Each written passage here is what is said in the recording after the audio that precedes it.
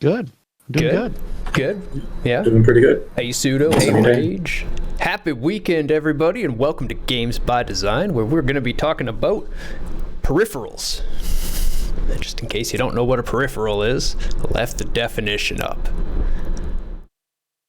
And in the context specifically of gaming, that's the things that go along with your gaming system. So like controllers, mice, keyboards, monitors, that sort of stuff. Any way to interact with the system. I guess we'll bring up go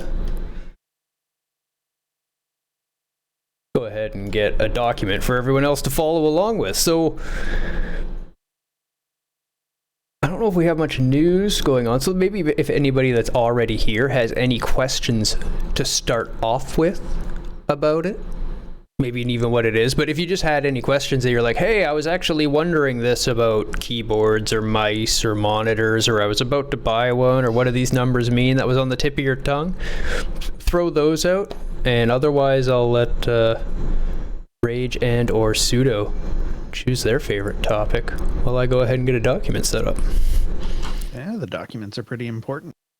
I do have a thing that I would like to start with because it's something that I have been very tempted to waste money on recently, and that is keyboards.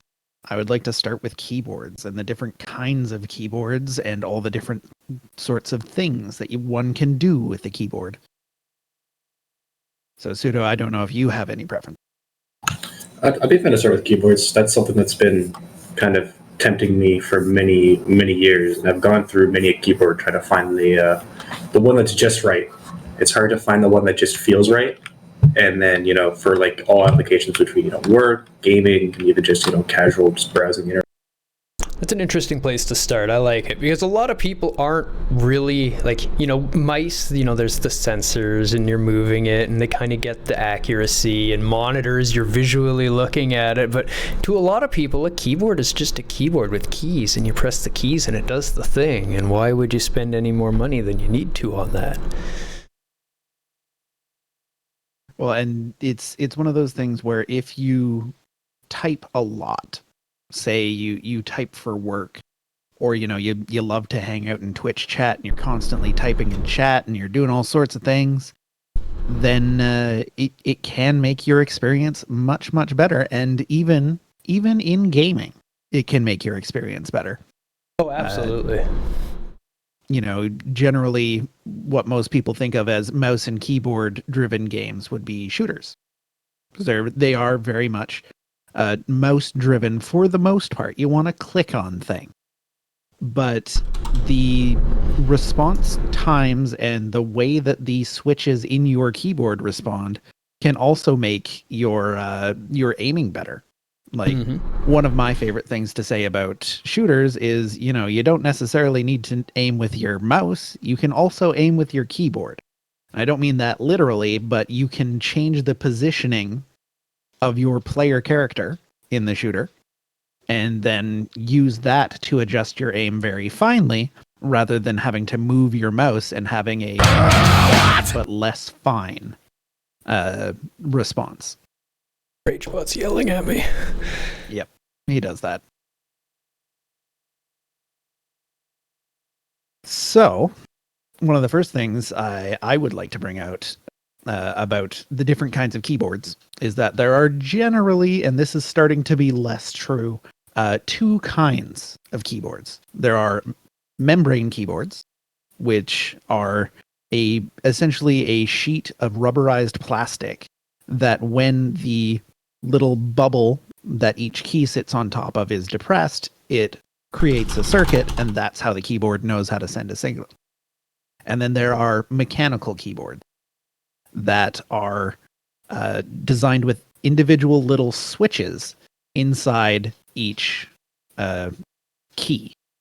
And it will generally be based on a spring, and when that spring depresses, it will create a circuit in some way, and that is how it transmits the signal. Here's a membrane keyboard for you.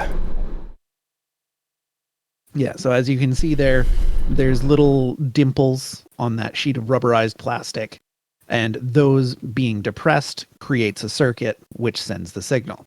You'll see Also, that. hello, low. Hey, hello, welcome. You'll see that the dimples all actually line up with the orientation of the keys of the hard keyboard above it, so you can see how the keys just push down into the dimples, and all the dimples are on a single mat. Now, let me see if I can actually find one. Here's an interesting example. Oh, here's exactly what I'm looking for. Not link, image in new tab, thank you. No, it's not a great resolution, but you can see how the circuitry for the mat has a lot of keys all in the same row, like this, and then just a few channels.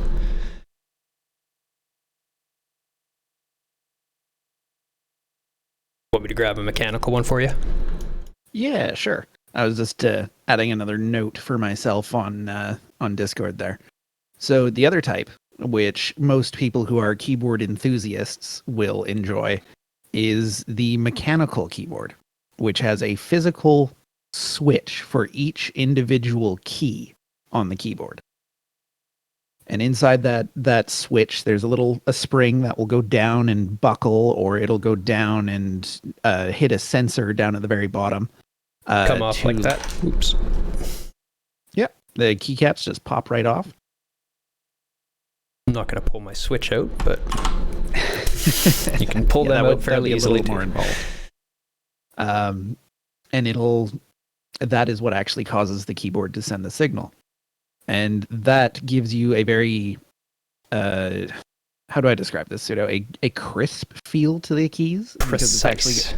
Yes, precise. That's a good word. A precise feel to the keys because you're actuating a single switch rather than mushing down on a little rubber dome. Not to mention the fact that most of those little membrane keyboards usually only have 4, maybe 5 if it's a good keyboard, key recognitions, like key press recognitions at the same time. After that, they just don't recognize keys. Yeah, so if you're trying to sprint and also hitting the crouch button to slide, and you're trying to switch weapons using your keyboard, and you're trying to go more than exactly in one direction, say you're trying to go a little bit diagonal, sometimes it just won't register those key presses because it's out of key presses. It can't do anymore. Yeah, because you're on this little membrane channel, and it's got to communicate almost analog, or not serial at times. Whereas with the mechanical, you've got a trigger on every single key. I believe a lot of them are 108 key input, which is impressive. That's a lot. That's a lot. You can just hit every key and it'll just recognize that you've pressed every key at the same time. It won't know what to do with them all, but at least maybe it'll send all of the signal. If you're a StarCraft 2 player, it might. This is true. And the third type of keyboard, which is just starting to become more prevalent, mostly made by companies like Logitech right now, is the mechanical membrane keyboard. Yes. And I have no idea how those work. Pseudo? I actually have one of those. I have the Razer version. I have the Ornata, I believe it was called. Look that up. I have it at work, and I had it at home for a while because they have low profile. That's one thing that usually bugs me about many of the mechanical keyboards is all of them aren't that low profile. And I found that it's kind of, when I'm typing a lot, I usually don't want to move my fingers down that much. I like to kind of do a touch type and just barely kind of touch the keyboard feel. Yep. So I found that keyboard was kind of nice for that, but they do kind of have a weird kind of activation to them and a weird kind of feel. They feel a bit rubbery and they bounce back quite a bit. And it's definitely number one thing with keyboards. It's all different preference. There's no one keyboard that's just definitely better than other types. It's just all down to preference, which could also just change. But I think there's definitely a market for it. They are very weird, and I know a lot of people don't like them, but the people who do like them tend to like them quite a bit because they are quite different from what else is out there. It's a nice in between for both worlds of the membrane, low profile kind of feel between the mechanical clickiness and the feedback you get from it. Is it still clicky, or is it much quieter? It's still clicky. They're still fairly clicky. It depends on which provider it is. Like the Razer one I have is still fairly clicky. It does give a pretty good feedback, but then of course it's also nice that it's low profile. The keys are kind of close together. Interesting. I'm picturing like a clicky Mac keyboard. I could probably actually pick up a picture of this. Give you a sec. What's the model of it? Razer Ornata ONR8TAT or TA. Google had it for me. This thing? Yeah. That second image will probably show you how it's a little bit more low profile than most mechanical keyboards, but it's definitely not a mechanical keyboard. It's just a mech membrane.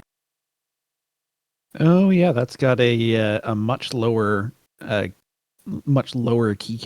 than most standard mechanical keyboards.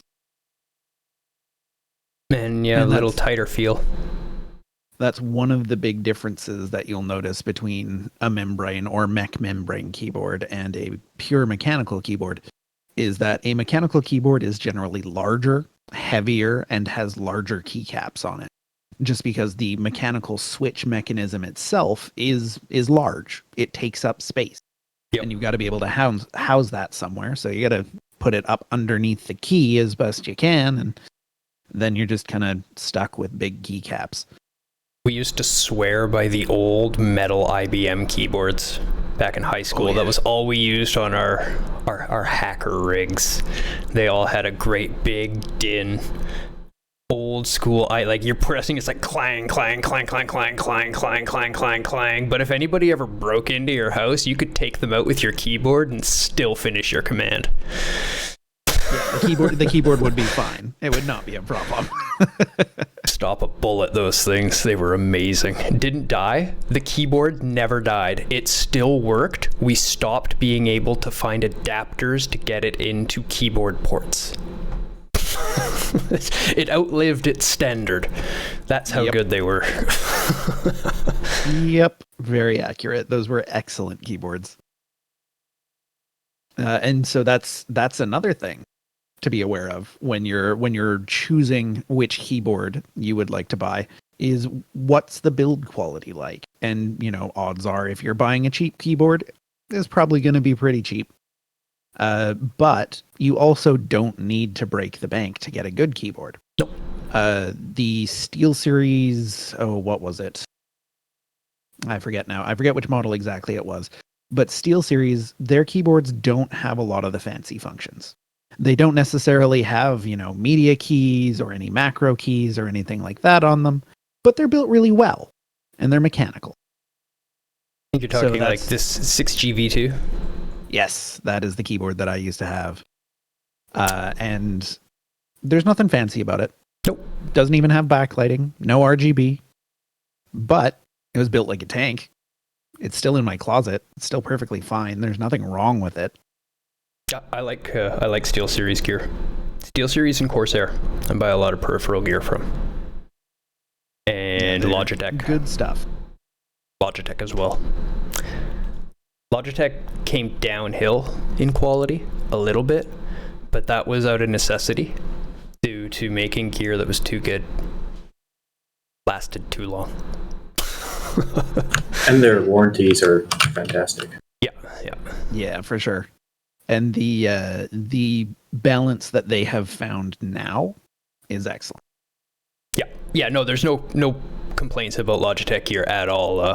What I'm saying is, like, a buddy of mine warrantied a G5 mouse after, like, I don't know how many years of having it, by saying he had it for 3 months. They just mailed him a new one. Yep. That's just how good they are. Like, yeah, I got it 3 months ago. It stopped working. Okay, I have a new one. Sorry about that.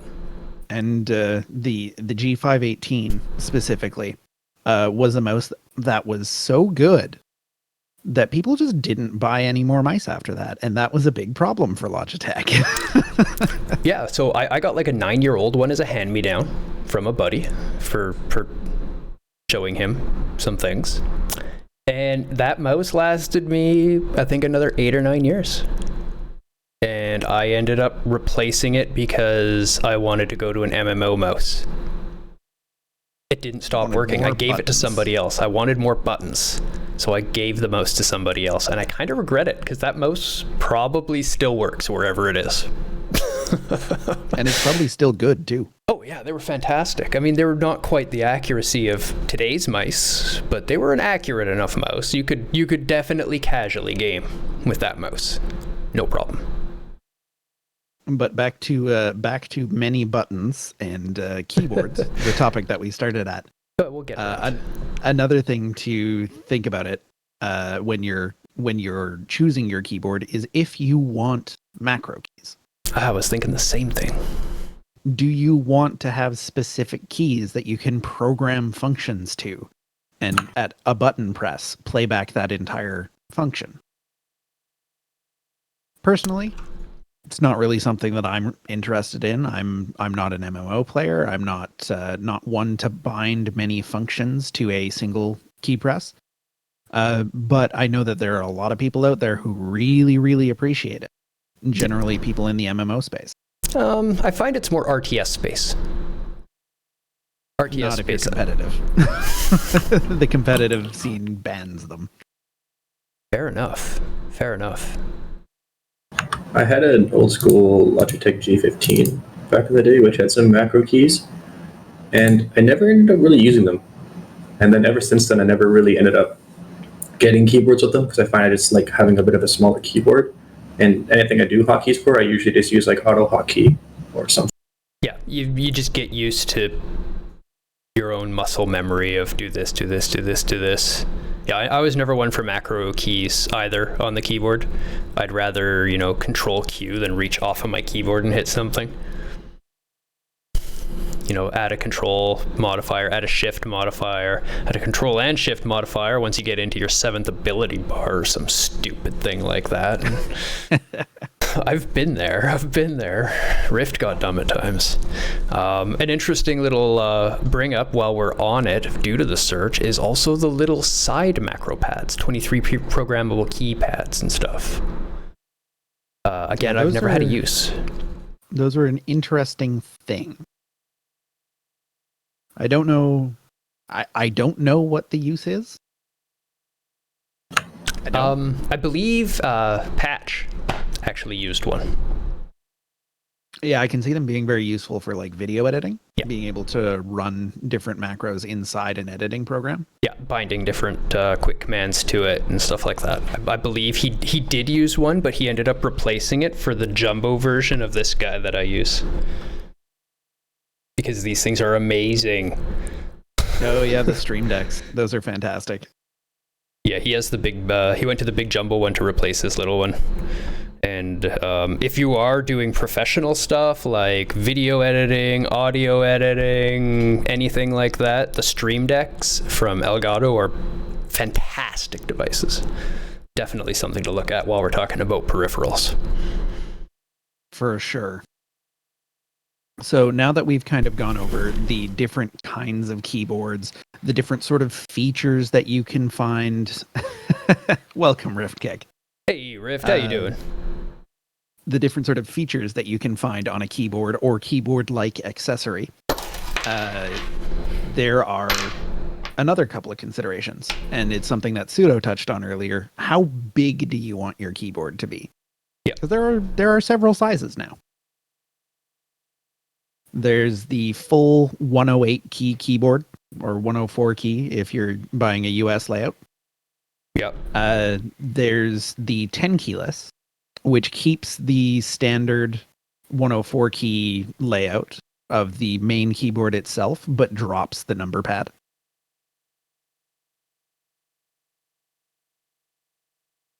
How many is without the number pad? Just TKL. For 10 keyless.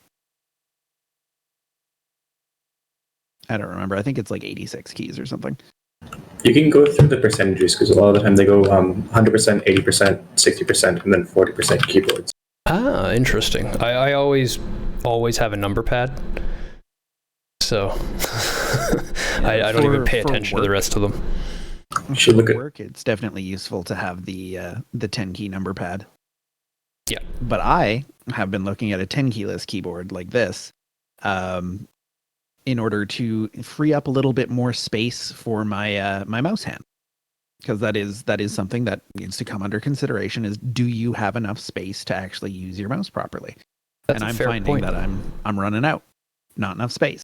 So smaller keyboard, take a little bit more width off the right hand side. You know, that's something I might even consider. I should pull up an image of the 40% keyboard. It's my favorite to look at just because Nice it's to kind meet of you. silly. But it's also the cheapest to build if you want to build your own. So I feel like I might actually end up making one. Hey, Oh, yeah. Ken Wolfie, thank you for the follow. Welcome. Come join in. Ask questions if you have them. That is an interesting keyboard. They are quite the thing. No number keys or anything, huh? Very portable, at least. But Oh yeah, very super strange to portable. use. No doubt. And then slightly larger than that is the 60% keyboard, which I didn't actually know the terminology for. How... Is there a way to make numbers on it? Technically, well, most of these are built, so you can just put numbers on if you want, depending on what you want there. But I think to be able to fit the alphabet, there's very limited space after that. But they usually use like FN keys and stuff like that if they actually want to use numbers. Yeah, Yeah, I would you'll hope generally so, use a because modifier. it wouldn't really be... That's what I'm saying. There must be a way to make numbers on this keyboard still. Otherwise, it wouldn't be usable. I guess I could see it as a command line portable keyboard, because you can tab complete anything with a number in it. As long as you don't try to edit any files.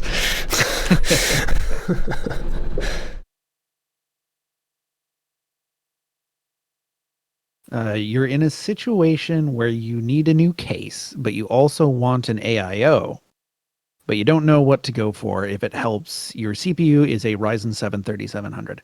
That is an excellent CPU. That is a very, very good CPU. And case recommendations for water cooling are kind of interesting. It all comes down to the individual manufacturer and how they support water cooling. There may be different sizes of radiator mounts built into their tooling. They may not do certain sizes of radiator mounts. But an AIO is generally quite good on the Ryzen CPUs. They are very spiky in their temperatures, so they will jump up quickly, and a AIO will mitigate that. It will stop that from being quite so spiky. So I would recommend checking out the Gamers Nexus YouTube channel. They do excellent case reviews, and they do excellent cooler reviews. And then you can use that data to help yourself pick one. For what it's worth, we all use Cooler Master. Yeah, Cooler Master makes great cases, but they're more focused on air cooling. Yeah. Not necessarily the best for an AIO. I have the Thermaltake P3, which is a very, very strange case. It may not suit your needs, but it is an open concept and does have a area for radiator mounting, and it does look kind of cool. And it's kind of it's the easiest case to ever build. You just have to be careful because you're not going to have like a fully surrounded case, and it's just going to be open. And my last water cooling rig was in a Corsair. Great big monster Corsair. And it was lovely because there was so much space to work with it, and I had to deal with Corsair support on it, and they are fantastic. Fantastic. I can't give enough shout outs to Corsair support. You pay for it. They're not cheap cases. You're paying partly for the support. If anything goes wrong, they do have your back. That they do. Yeah, I lost a part while moving, and I called them up to say, hey, I lost this part. What it was is it was a SATA splitter for the back plane of the hot swap drives that I had on the front, and I was actually running 500 gigs in a RAID 10 through it, so I needed the power distributor for them all. Very particular cable. Couldn't find it anywhere after my move. Oh, goddamn. So I called them up saying, how much will it be to replace this? And they were like, oh, it's in the mail. Done. Just send you one. Yeah. They take care of you. Case ready. So back to keyboards. And I I actually really like this 60% keyboard. Yeah, right? Right? The only downside is I do enough programming at home that I really need my arrow keys. I really need them. Yeah. So that unfortunately sort of takes the 60% keyboard out of my category of interest. But that doesn't mean that they aren't great for people who are just after gaming performance. Because these keyboards will generally be, nice mechanical switches. You can get them with any sort of variety on them. They'll generally have some sort of RGB if you want to sync it up with the rest of the lighting in your machine. And they're generally of high quality because they are a specialty product. I do use the arrow keys enough even in gaming that I think I'm turned off by not having them. But otherwise, I really love the form factor and the package and polish on these. Yeah, they're really cool. The size that I'm looking at getting would just be the 80% or 10 keyless keyboard, because that generally will let you preserve your arrow keys, and it will preserve the insert, delete, home, and page up, page down buttons, which are also very useful in programming. Yeah. And the F keys, which are used fairly often. Often by enough. me. As an old systems guy, I use the F keys a lot. Oh, it's windy out there. Sorry if you're getting wind background noise. It's a breezy day. It is. Windy Vancouver. Where's all our rain? We should be raining. It should be raining a lot. It was raining quite a bit this morning, actually. And then... God, now I want to buy a keyboard. I knew this was going to happen. So there's hey, Raven, welcome. Welcome, Raven. There's an 80% keyboard by Ducky that I have been eyeing just week by week, going, oh, I should really get one of those. No, I really shouldn't get one of those. I don't need any more keyboards. I have 3 really nice mechanical keyboards, but it's the Ducky 1 RGB 10 keyless, the first result there. And it looks fantastic, and I really want it. It is a PERTA keyboard. And it's got like USB-C, and you can choose which switches you want in it. And, I want it, but I shouldn't buy it, but I want it. Yeah. You see, what's going to happen is we're going to do this show, and then all 3 of us are just going to go buy new peripherals for a computer. You're not wrong. No, I've been thinking about it already anyway. Not keyboard, though I am now considering keyboard. And then there's one more aspect to keyboards that I know Pseudo is really into, and I was hoping he could talk about, and that's building your own keyboards. Oh yeah, that is a slippery slope, but it's very cool. Unfortunately, it's very, very expensive. And it used to be quite complicated. Back in the day, you would have to solder on each individual switch and do all the wiring yourself, but they're not too expensive now to buy the kind of poppable backboards. So you just buy like the layout, and you'll buy like the actual like PCB that the switches will go on, and instead of having to put them in place and then solder them down, you can just kind of press them in and they'll pop in. So you can kind of like hot swap, pop them out, pop them in if you want, which is actually very nice. You can, if you have a bunch of different switches around, you can just, like if you feel like, having blues or reds or browns, you can kind of just change them as you want. But there's a whole community around kind of building your own, either if you want to like 3D print the parts or order them from various retailers. I won't dive too much into a lot of it. I'm not super experienced in it. I've been kind of trying to hold myself back because I know once I start going down that rabbit hole, I'm going to end up spending way too much money on keyboards I'm never actually going to use, and they'll just be kind of decorative pieces. But it's something I've been researching for the day that will probably come sooner than later. But we should probably maybe talk a bit about the actual switches and the different types of switches and why there's different types and how they feel and what kind of use cases each one's have over another. I mean, I'm sure that's something that everybody is aware of, cherry red switches and, brown switches and black switches, and nobody knows what it means. Varieties, colors, and names. Anybody in chat actually know what the difference between a cherry red switch and a black switch is?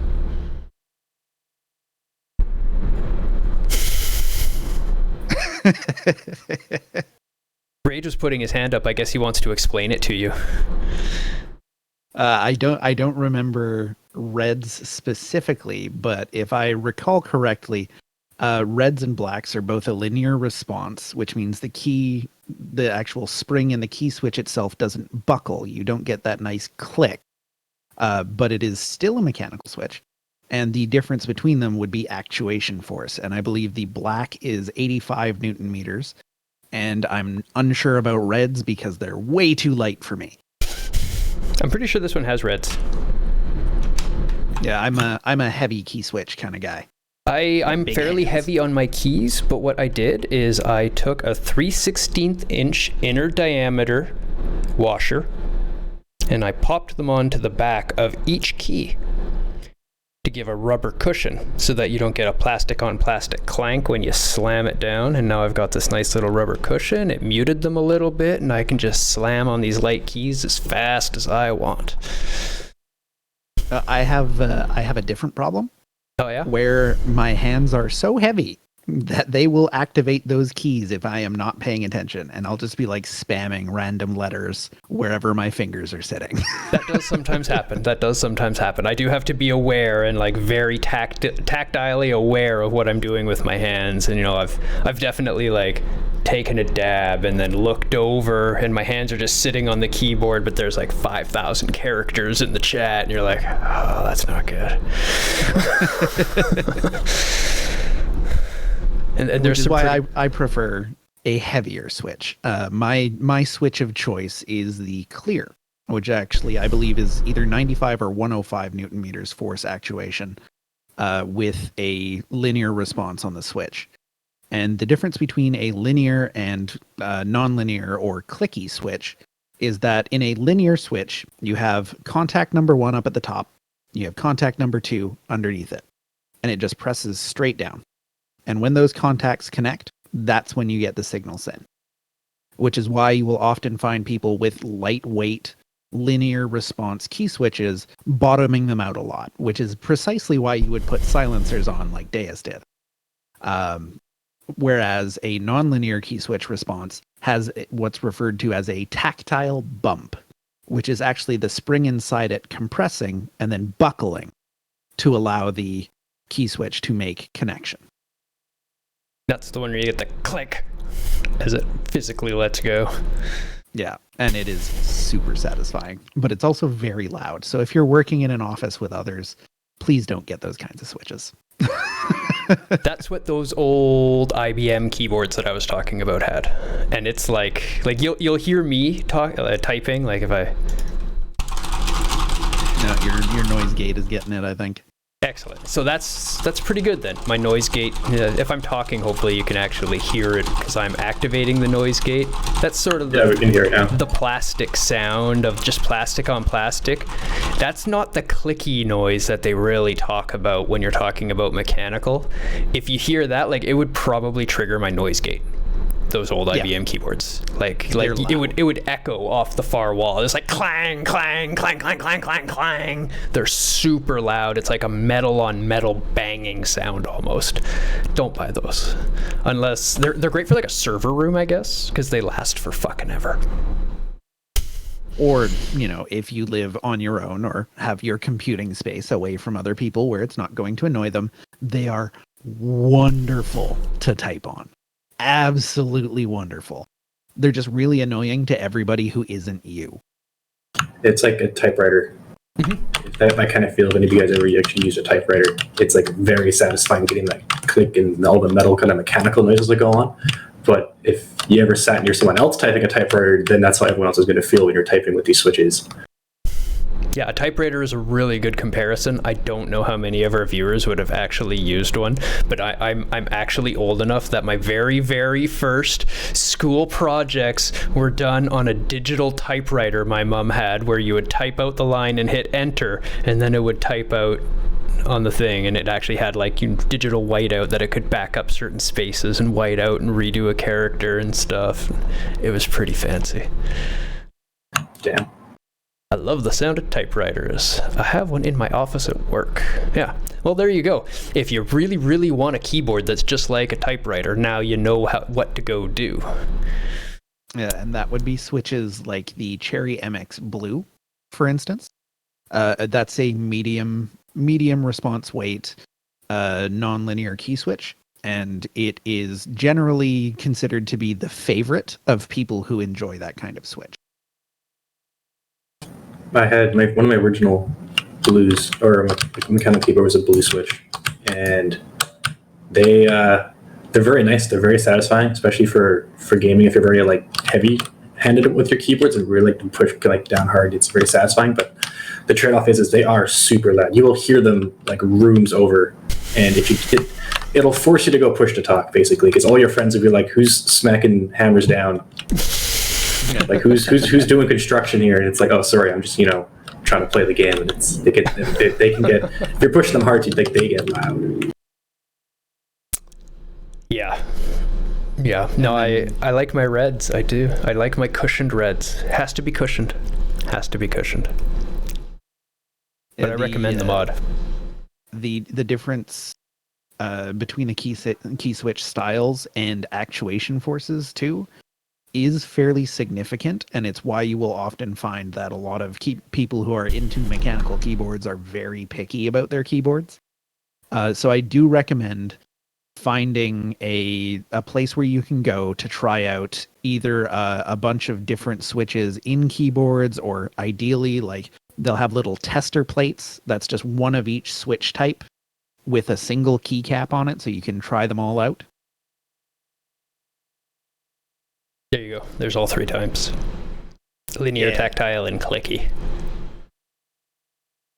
And I prefer the tactile style click, which is, or the tactile style switch, which gets you a tactile bump just because of that little plastic nubbin on the side there that you can see in the diagram.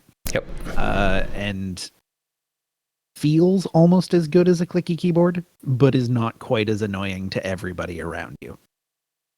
Yes. And there's one other bit of keyboard tech coming out that I've been paying attention to and following and loving. I can't wait for more of. And that's haptic feedback keyboards. That's just the coolest shit. Yeah, I like that exists. I like that it's being built into keyboards that will have now optical switches, which is pretty neat. But I don't know. I want to try it. I haven't tried it yet. I don't know what it actually feels like. I saw a prototype model where it was a projected image of a keyboard, so it was just like a laser grid of keys, but it also has a haptic field on top of it. So you can feel the projected laser keys as you click them. But there's no keyboard there. And that's so cool. I bet it's a shit typing experience, but right now that probably. Is, like, the technology right now probably is amazing. But that's the future of keyboards. Keyboards will eventually go virtual, where they're just using haptic feedback. And I'm not sure if anybody else knows what haptic feedback is in the chat, but haptic feedback is this wonderful technology that they've had for a little while, by the way, in the PS5 controllers. Where they can vibrate air really, really quickly in order to create a forced feedback in the air itself in order to make the air feel tactile so that you can get a feedback response. If you have a new iPhone or know anybody with a new iPhone, that little plastic button that unlocks it and everything, and you can click it and it has that really nice thunk as you click it, it's not a button, it's just a flat piece of plastic, and they're using haptic feedback to give you that button clunk feeling. That's one of the places they use it. Cool. Try turning off the phone and pressing it, and it'll just trip you right the hell out. You're like, what the hell? It doesn't do anything. Blew my mind. Really neat. And the way that they're planning on using it on the PS5 controller is very neat as well. They're building it into the triggers on the controller so that you can simulate different draw weight, for instance, or to use a somewhat applicable term. They will have you'll be able to set, say, a certain resistance on it to make it feel like a trigger. Not necessarily you, but the developer. Yes, the developer. we'll be able to set a resistance on it to make it feel like pulling the trigger on a firearm, or give it a gradually increasing feel to make it feel like you're drawing a bow, or all sorts of stuff like that, which is really, really. Yeah, different force feedbacks for pedals and cars and levers and switches, and yeah, I can't wait. That's just super cool. Just that extra little bit of like you're there. It sucks you into the experience and the feeling. While we're on it, what about mobile keyboards? Yes. So touch screens suck for typing. Yes. Let me grab mine. I love my little one. You can go ahead and talk about them. I'm going to grab our little Logitech and show it off. I love this thing. Cool. So generally, devices these days, if they're portable, if they're mobile, you will have some sort of touch screen on it to type on. And, that's better than like trying to use a weird remote or something, but it's still not very good. And that's why you've seen the rise of swipe keyboards on both Android and iOS, because you can then just swipe your finger across the keys, you make it approximately the shape of the word you want to type, and it just inserts it for you. Because there's no real feedback or anything like that attached to it. Yeah. And coming. It just kind of sucks. It's not good. So people have been developing mobile keyboards, ones that are super tiny and super convenient to carry around with you and let you have a much better typing experience. And I think Deus has a prop for us. This one could be carried around to different places with you, but this one we have in our living room because we have a Shield TV and we have a PS4 and we have a Switch and we have all these different devices that can talk to a Bluetooth keyboard just sitting in our living room that we have to type in stuff once in a while for games and passwords and searching apps on the Android stuff. So we have this little guy. I love it. It was, I think, $50. Little itty bitty keyboard. Yeah, it's actually really, really, really solid. I like the way it feels. It feels like I could hit somebody with it and it would still work. These 3 little yellow keys at the top are for 3 different devices, so it can sync to 3 devices at the same time and hot swap between which device we're using on the Bluetooth. Works for all the devices in our living room at the same time. You don't have to get off the couch, do anything. You don't have to type stuff in with a goddamn little controller. I love the best money we spent in the living room. I actually have a similar one as well from Logitech. I can't remember the actual model number, but it's I've seen those too. It has the mouse pad on the side. Yeah, I used to use it a lot for when I was doing VR because it was still nice to have like a full keyboard that I can just pick up and grab if someone was trying to talk to me, or if I wanted, since it was the OG Vive, it would crash quite a bit. So then instead of having to take off the headset and go, restart Steam, I could just do it all at least from where I was. Yep. And they can be kind of annoying. I mean, they're smaller, so of course it gets used to typing on it. But I mean, the convenience of it, just to be able to, have it wirelessly everywhere and small enough that you can just kind of put it down anywhere without really causing too much trouble, makes them very, very worth it. Exactly. It's not a keyboard you want to buy and type on all day, every day. It's going to wear out. It is a membrane keyboard to keep it small. They're light little thin keys. They don't have a lot of feedback or anything like that, but it still has a good enough feel being a Logitech product. I enjoy it. And yeah, to have, a keyboard, just a keyboard of some kind other than a controller to input a password or search for a game or try to find a movie in Netflix or something like that. So much easier. Absolutely recommend those. I guess we haven't really put much in here, have we? We've all been doing images. Yeah, we've just been looking at stuff. So keyboards, there are 3 main types. 2 main types and 1 type that's upcoming. The membrane keyboard, the mechanical keyboard, and the mech membrane keyboard.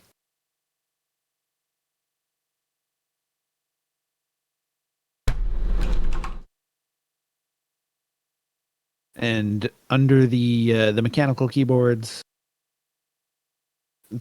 3 categories of switches: the linear, the tactile, and the clicky. I love that it's actually called the clicky. It's pretty accurate. It is accurate. Call it what it does. Yep. Well, that is not common in the IT world. Not as common as it should be, definitely.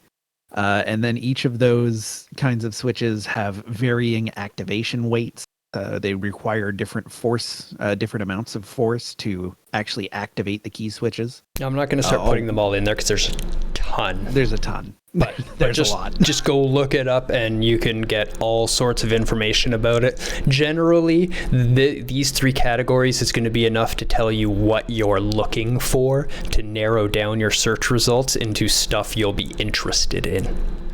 Yeah. But it's going to be personal preference from there. Yeah, absolutely. The membrane keyboards are generally cheaper, which is one of their main benefits. They can have lower profile keycaps, which is very useful. And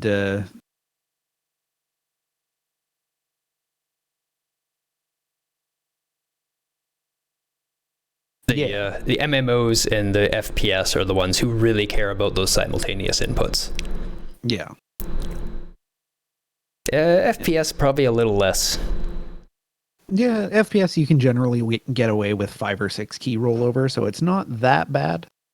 But if you're playing RTS, if you're playing an MMO, you want to be able to press lots of buttons at the same time. RTS is a really good example, but MMO, definitely. I'm using Alt, Control, Shift modifiers simultaneously while running in 2 directions and pressing different buttons in my abilities to fire off an instant cast as well as trigger a memory for another ability right behind it where I'm like just rolling the keys, and it needs to be able to take those inputs in real time and get them there at the right second.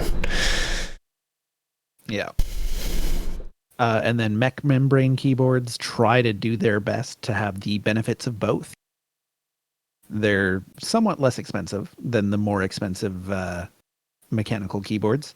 They give you a better typing feel than a membrane keyboard. But, not quite as good or not quite as much variety, not quite as usable as a mechanical keyboard.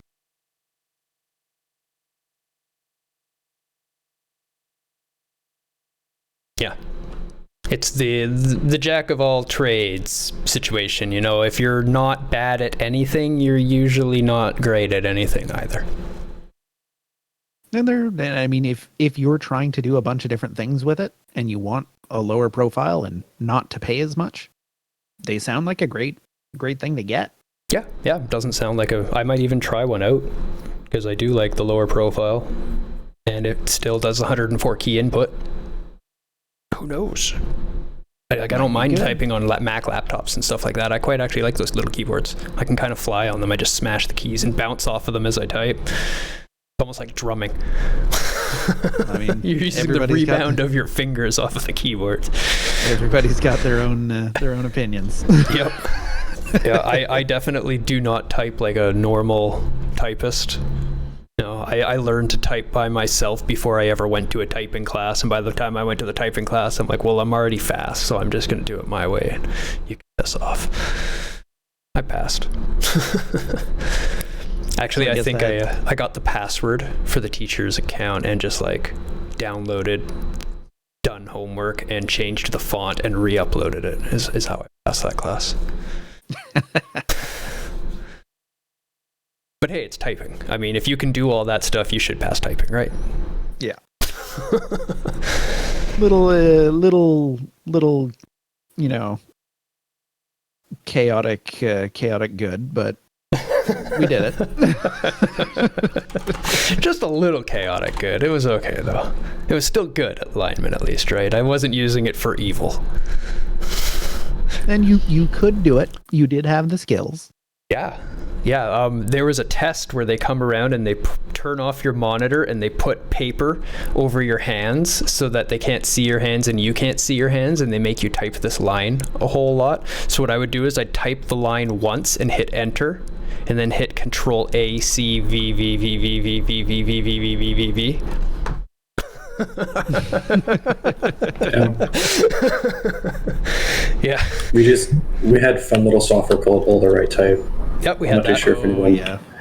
That was, I remember that being it. It was at least fun enough that I was like, by the time I was in that class, I could type fairly well anyways, but like at least it was still, even though I had to do it as redundant, they were still at least fun for the most part, so I didn't mind doing it.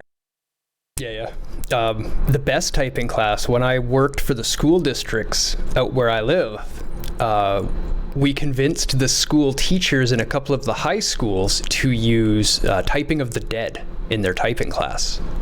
Oh, that's a good one too. That game is legit. That game is legit, but it's actually fantastic for teaching typing. The teacher loved it because the kids were focused and engaged the entire class every single time. He said he never saw such improvement in typing skills over a class. If you want to teach a kid how to type, get him Typing of the Dead. It is cheesy and tacky and ridiculous and hilarious and fun, and it will make him a better typer. Make you a better typer too if you need to improve. As a final tip. Plus, it's fun. As a final tip of keyboards before we leave, I had a habit of always looking down for certain keys. Like M and N, I would always look down at the keyboard for, and I was trying to break myself of this habit. I pried the keys off my keyboard and I flipped them, so that every time I looked down, I got it wrong. It broke me of that habit real quick. Have you seen the, I can't remember the actual term for it. I know DOS keyboards have them, but the blank keycaps keyboards. Because those look really cool, but I don't trust myself to actually end up getting one because I feel like I'm just going to like be like, my mind will be altered one day and I'll need to do something important, and next thing you know, I can't find like where a special character is to save my life. Can you just name every key on the keyboard without looking at it beginning to end? Probably not. You should be able to by now. It's like maybe, but like I also just don't have the best memory, and things could mix up. It's like it's more of a muscle memory thing for me, right? If someone was to say a key and then I could push it basically, but I don't think I could just like read them out in like a specific way. I used to think that until I did it. Had to do it a few times. Let me just pull a keycap off here. So there's most keyboards will have their keycaps with letters on the top like this. If autofocus will. No, I guess it won't. We can see the M so anyway. You can see that there's an M on there. You can get keycaps that instead of having them on the face, have them on the side. So you get the look of those cool letterless keycaps. But if you need to cheat and look down, you can. That's a nice touch. Yeah. When I switched the M and the N on my keyboard, I liked it so much I did it on the other keyboard that I had for the guest computer, and that was quite entertaining. Oh no. Oh yeah, I got asked, why isn't it working? The most visited, the internet history, the most visited website on that computer was hotnail.com.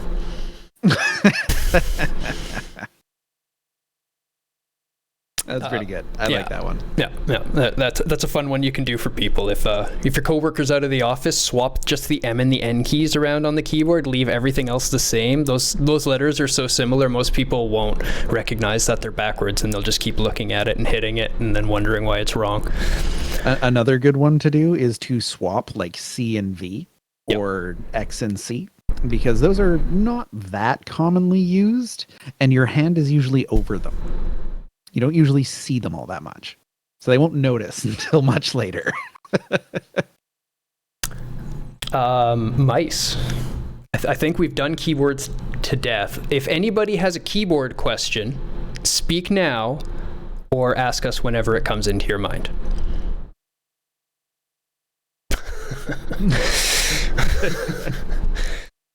We're never going to say no. We have a Discord. Click the button down below if you're not already part of it. We have a whole channel just dedicated to asking computer questions. We are not the only computer experts in the Discord. There's a whole lot of people usually happy to help. So come on in. Join the community there. Now let's talk about mice. And I bet you and Pseudo might use similar mice if I think about it, but I bet you neither of you use a similar mouse to me. And I definitely do not. And I don't think Pseudo does either. No, mice can be quite varied. I have one of the ridiculous 1,000,001 button mice. Oh, I used to actually have the Razer Naga back when I played WoW, and that was the the very similar MMO one. I actually have your old version of that. You gave me your old one. Ah, yes, Have yes, that. the Logitech one. Yeah. That was a good mouse. That was a good mouse. And mice, there's quite a bit to get into. Yeah. So generally, mice are all sort of the same deal. There's some sort of sensor to tell that you're moving the mouse in the first place, and there's a couple of buttons. Not super complicated. Generally, there's some way to scroll as well. But all of those things, as it turns out, can be incredibly varied. Indeed. I'd like to start with actually how they detect the movement with a little bit of a tech lesson, just so that we can briefly waylay from that into mouse pads. Sure. Seem like a good waylay at the beginning? Yeah. Okay. Let's do that. Okay, so I don't know how old everyone in the chat is. Some of you may have used the old school ball mice, where, I definitely had them. They had plastic wheels with a little rubber liner and a rubber ball, and the rubber ball would catch the rubber liner and ideally keep that wheel moving nice and smooth. The problem was they got dirty after about 5 minutes of use, and then the dirt got caught on the wheels. The one with the metal ball in the middle of the rubber. Yep, exactly. Rubber-covered metal ball with rubber-covered rollers, and you moved it around. And then the laser mouse came out to replace, or the optical mouse came out. Yes. To replace it. And everyone at first, I was one of them, went, it's a mouse. What do I need the optical for? The ball works fine enough. And you said that until you tried one. You're like, oh my, this is what, that's nice. Oh, that's nice. There was no more snagging. There was no more cleaning rollers, which you had to do like every 20 minutes if you wanted to actually maintain any sort of accuracy. Yep. Also, losing your ball was an actual problem. Yeah. If you dropped it, those things can go far. Oh yeah. Yeah, they were bouncy. They were bouncy, and they were small enough that they would get into places where you didn't think they would fit. Yeah. Yeah. So what those were actually doing, as I was describing, was an analog input of a variable roller, giving a direct X and Y change as the ball rolled. Now, obviously, we've got no more physical object to create this mechanical input for our mouse when we go to the optical. So what they ended up doing was using a mirror and a camera.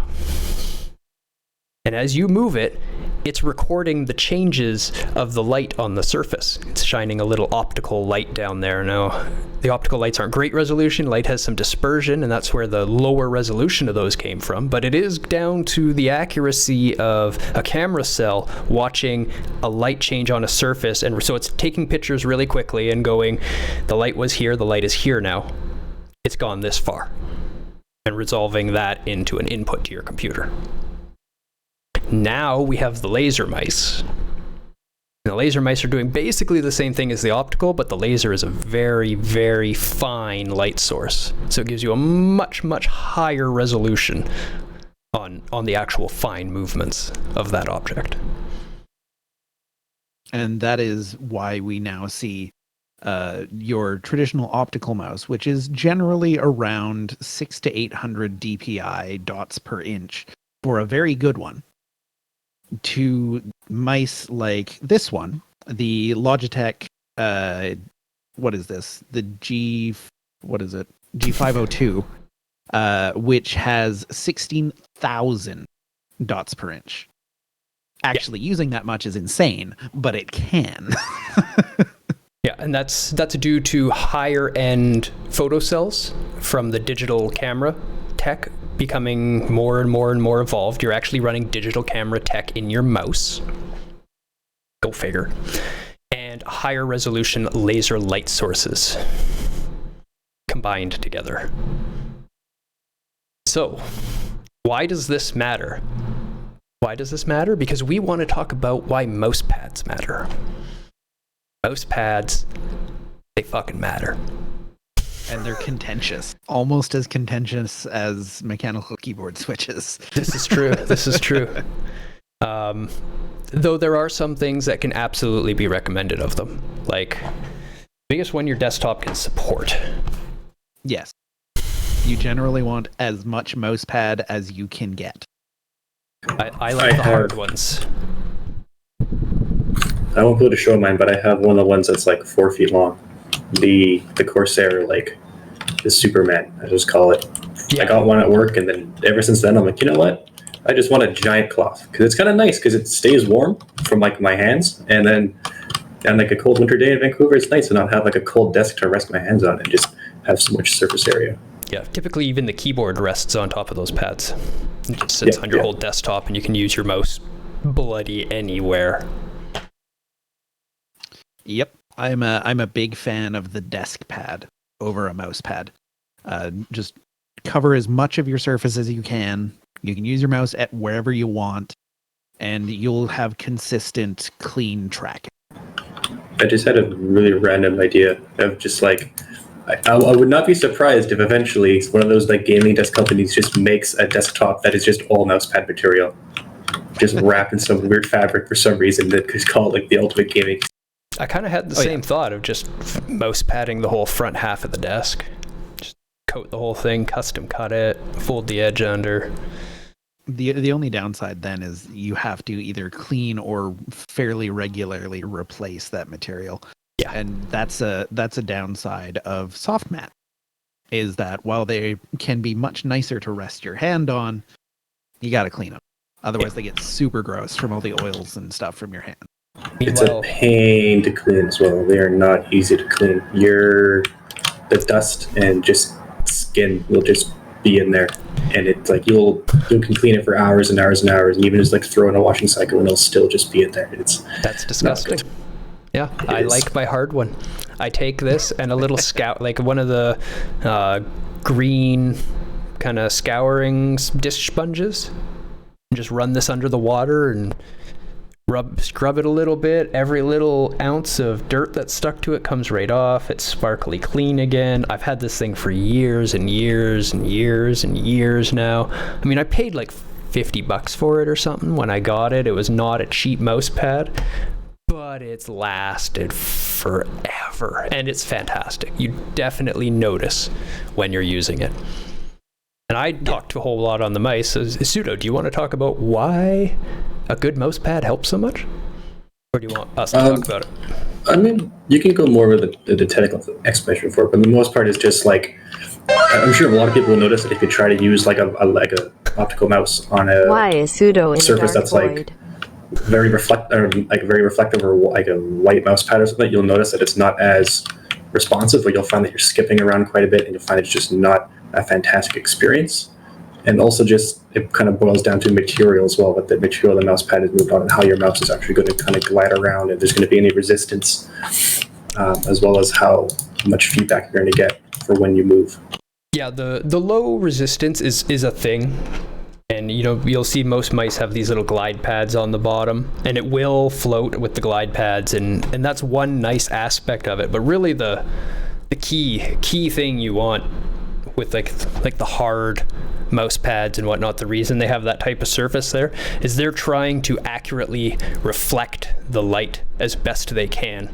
So as we start talking about these super, super, super fine lights, now when you get dust and hair and different debris and stuff like that in there, because it's such a fine, tiny area, and you're recording the change down to basically a micron of change in the location of this light in order to take an input into the mouse, you can get some pretty drastic jumps when you're hitting debris, or if you're getting a miss angle on the light as it hits and refracts up the wrong way, you'll get mouse jump and different things like that, and that can all be really, really, really bad. So a really good mouse pad with a proper mouse will greatly, greatly reduce any of your feedback, your distortion, your jump. And that jitter is something that, if you're playing at a high level, is like really, really detrimental. Oh, it'll kill you every time.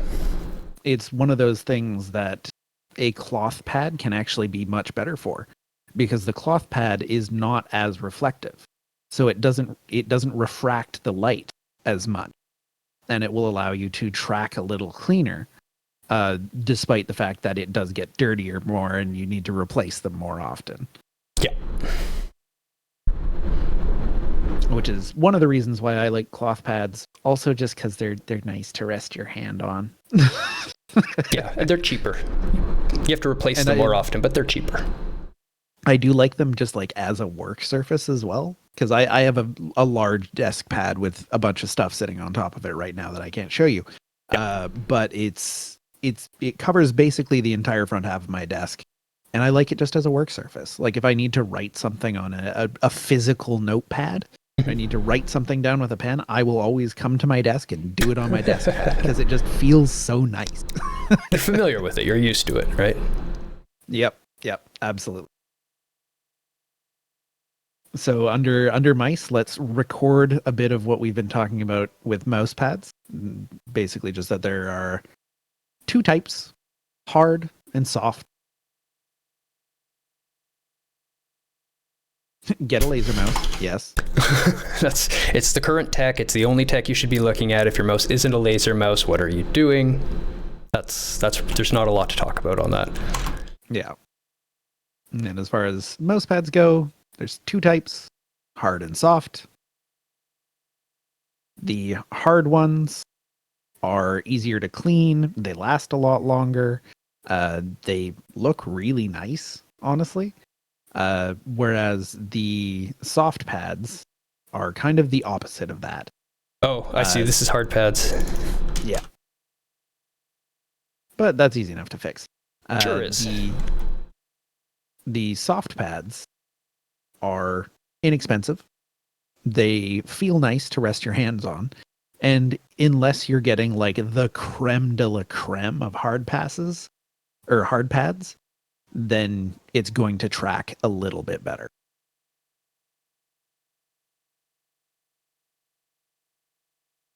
I guess a better way to write that would be like generally track better.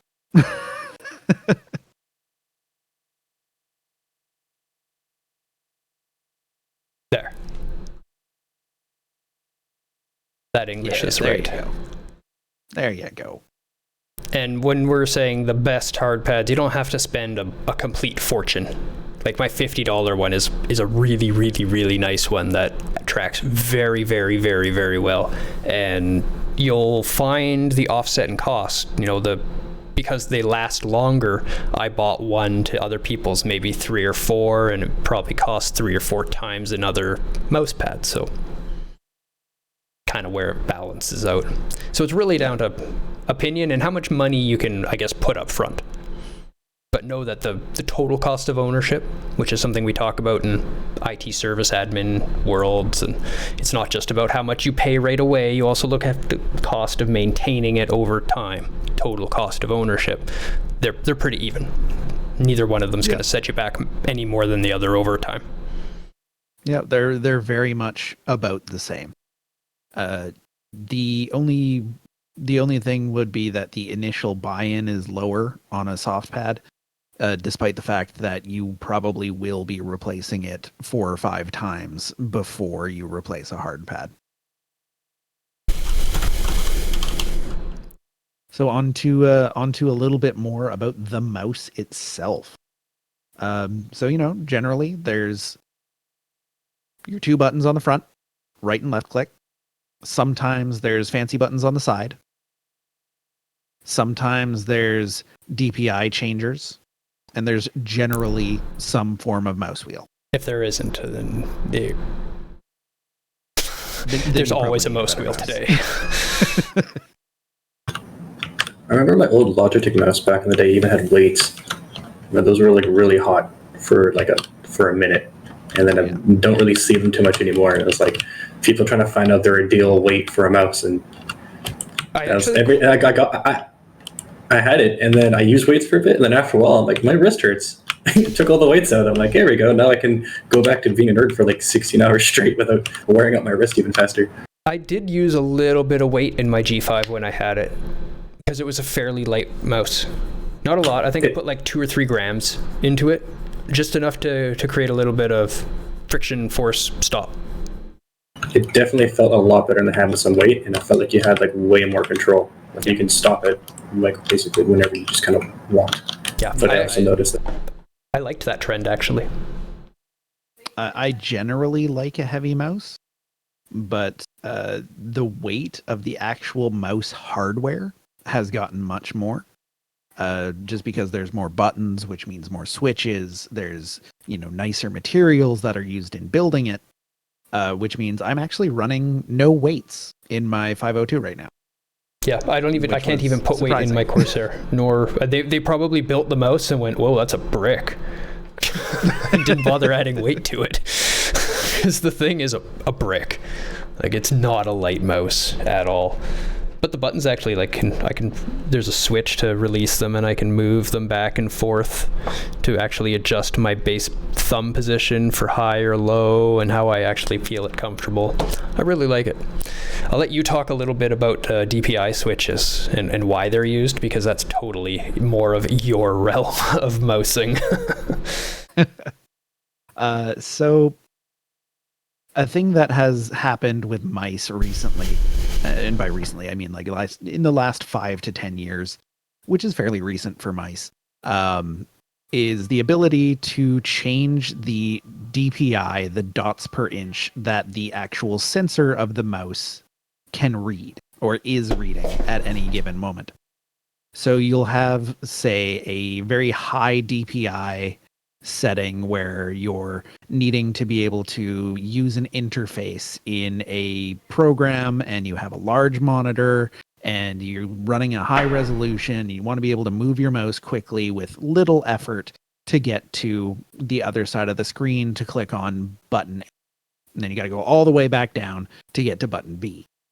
So that's where you would find use for very high DPI setting. And then if you're playing something like a shooter, you generally want to be running your mouse at lower sensitivity, lower DPI, in order to be able to accurately move your mouse very finely. Because the less dots per inch that it's reading, the less movement it gets out per inch of movement. So you'll then be able to aim more accurately. You'll be able to make more difficult shots, and it can very much help your game. And for that, okay, we've talked about the extremes. We've talked about a very high DPI setting. We've talked about a very low DPI setting. What about the middle? What's that used for? Well, that's used for games that are more like RTS, games that are more like MMOs, where you need to be able to do a lot of things in the interface, but still be fairly accurate. But mouse accuracy is not the be-all, end-all of the game. Yeah. For instance... Sorry, I was just going to say an MMO button's bigger than a head. Yeah, much easier to click.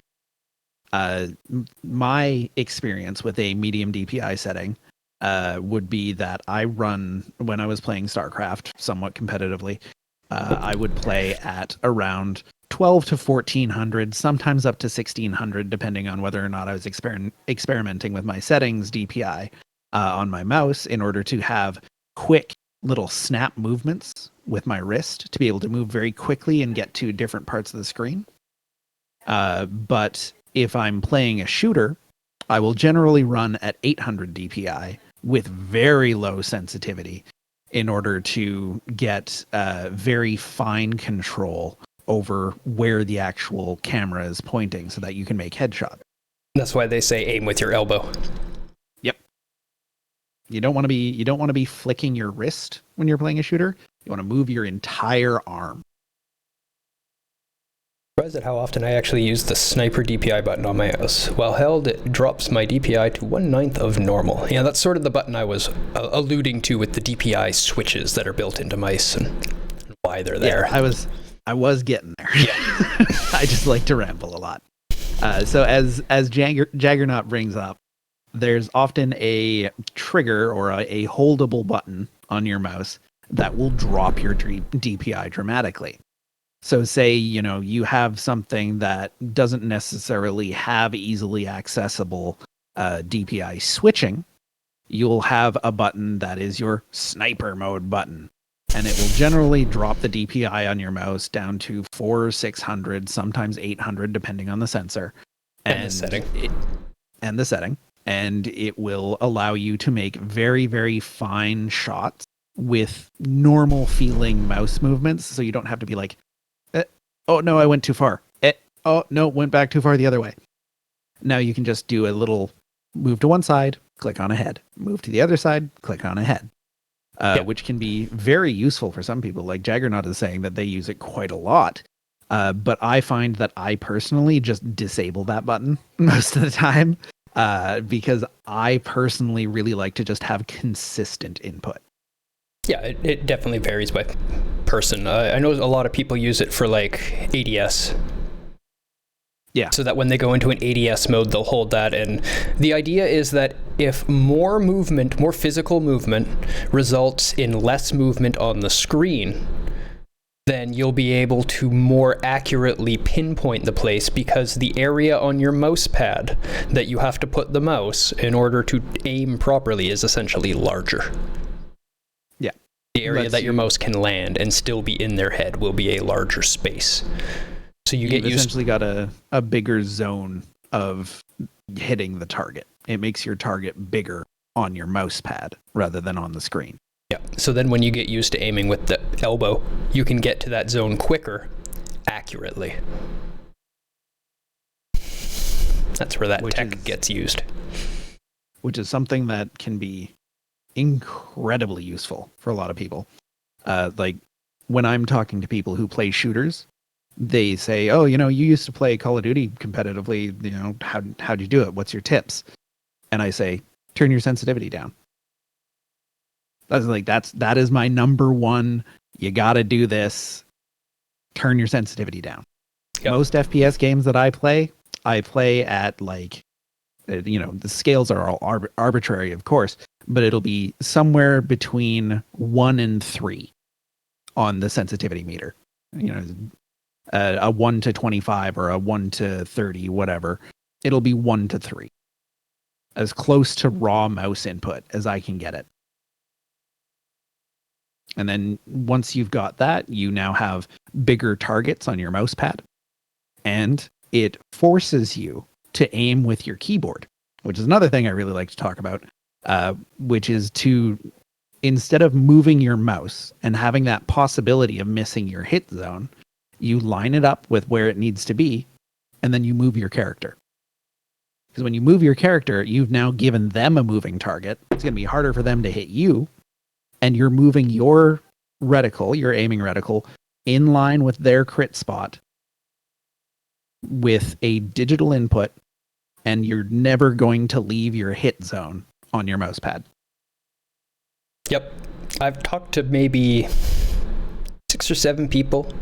Pseudo has played some decent level shooters. Rage was semi-pro, and a bunch of buddies of mine from back in high school used to do the tournament in stadiums, CS things, and all that when it was in its infancy back in the day. And every one of the FPS people that I really know and have talked to and asked advice on, every single one of them have told me the same thing, and they've all told me 2 things, and it's the 2 things that Rage has just said. Turn your sensitivity down and aim with your keyboard. That's the advice I always get. And turns out it works. Those 2 things combined, it turns out are pretty good. Like they'll get you pretty up there just learning those 2 techniques. Yeah. When you first turn that sensitivity down on your mouse, you're gonna get your ass kicked. Just be ready for it. You're gonna get wrecked because you're learning a whole new way to play the game. It's a whole new paradigm. It's like you've been driving the car with your feet this whole time, and you're really, really, really good at driving the car with your feet. And now you have to learn how to use your hands because it's a much better way to do it, but you're not used to it, so it's going to seem hard at first. That's the best analogy I can give you. Yeah, basically. Yeah. It's a whole new approach to doing things, but the ceiling is higher. Yeah. I remember when I first started to do it was TF2. I used to play a lot of TF2, and when you play the sniper class, that would one-shot basically almost every class except for like the heavy and some other exceptions, but they would one-shot other snipers. And on one of the best maps, which was Two Forts, which is just a mirrored map on each side, like an upper-level balcony you can stand on. If you got used to it, you can just aim to where the heads would be, and then you just strafe out and then just keep shooting people in the head, and that's all you need to do, is just scope in while strafing. You just don't touch your mouse. You just strafe back and forth. You can duck if needed. If they go to shoot you in the head, you just kind of duck. You can jump. You can do whatever, but you just don't touch your mouse, and you can just keep getting headshots. It was kind of ridiculous. Yeah, a lot of people don't think of it that way, but if you just think of the mechanical input of if your mouse is aimed at headshot level and you don't move it, every shot will be headshots. Just go side to side with keyboard to make sure you're on the head. That's basically what he said, and that's mathematically, if you think about it, drawing that line is always going to be ending at the same height, so yeah, it's always going to be a headshot. And that's why those of us who have watched me play shooters with Deus, or while I'm watching his stream, I'll be yelling at him, "You're staring at the ground. Stop looking at the ground. Aim for their heads." I've been getting better. You have been. You have been. Doom corrected a lot of your bad habits. It really did. It's funny how playing a difficult shooter on a high level will correct your bad habits, because if you do that a lot, well, there you go. Now you know what you have to work on. Also, Get a keyboard and mouse and stop playing with a controller. It's time to be a big boy, Lo. It's time to put the little boy pants away and grow up and put the big boy pants on. You know, that being said, keyboard and mouse is my preferred input method, but you can totally do it with a controller as well. Oh yeah, I mean, you do you. I'm just giving you a hard time. Still completely applicable. You still need to line up your shots. You need to line up your reticle so that it's aiming at head height or at least center of mass. And now you don't need to correct. You can just move, which makes you harder to hit and your aim better. You love the feel of controller, though. Well, that's because you're used to driving the car with your feet. To beat my old analogy. That's why you love the feel of the controller. Yep. And you can plug it into PC as well. Yep, I absolutely use many controllers on PC. I often play stream games on my PC with a controller. However, if you want to play competitive shooters on PC with a controller, you will quickly find out why the mouse and keyboard is considered the superior input method. So there was a bug that I'd like to talk about on that just recently. I can't remember what game. It was an FPS that's on. I think it was Doom Eternal. I think it was. Or a Doom game. Anyway, there's a new game you're going to talk about. There's a new game on the Switch that's multiplayer, online FPS. And there was a bug in the server that allowed PC players to manually send the request to the Switch servers, and it wouldn't check what they're on. It would just accept them to it. So PC players with keyboard and mouse were connecting to Switch player servers and slaughtering them. It wasn't even fair. They were issuing like apologies about the online experience for these poor Switch players that were just getting murdered. And that happens on Modern War Remake. Maybe that's the one I'm thinking of. That might be the one I'm thinking of. I know it was a recent because of cross-platform. Okay, the one I'm thinking of isn't supposed to be cross-platform, but they don't have the cross-platform check-in. They just send the different systems to different places, and the PCs are able to reroute their requests to the console servers. So the new Modern Warfare, I will say, does actually do it very, very well. Yep. Rather than dividing people by what platform they are on, they divide people by what input method they're using.